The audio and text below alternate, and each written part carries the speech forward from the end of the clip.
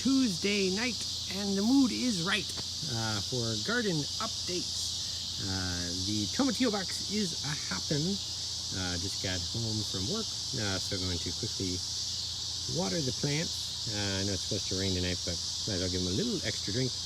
Otherwise, we'll spin around, see what's going on. See if some more tomatillos. The lettuce down there yellowing. I think that was kale.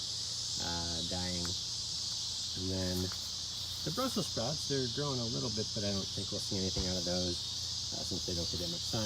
And then the basil growing nicely, so should harvest some of that this week for something tasty, maybe like a BLT with basil.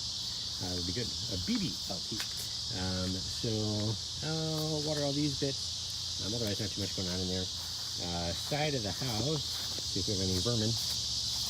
I still have not set up the rain barrel, so that's great. The cucumbers, we have a cucumber. So trying to keep propping that up. Hopefully get it onto the stake here so it grows up. But I don't know how successful that'll be. Poblanos, still about the same size as last week. Trying to water those more regularly. More tomatillos here. And then you might notice some difference here. Some red tomatoes. So in the past week, these ripened, so now they're red. And then I looked up, hey mom, so the bottom of the tomato on the right there, thanks to my mom, she sent me a link, that's called end rot. So it happens for a couple reasons.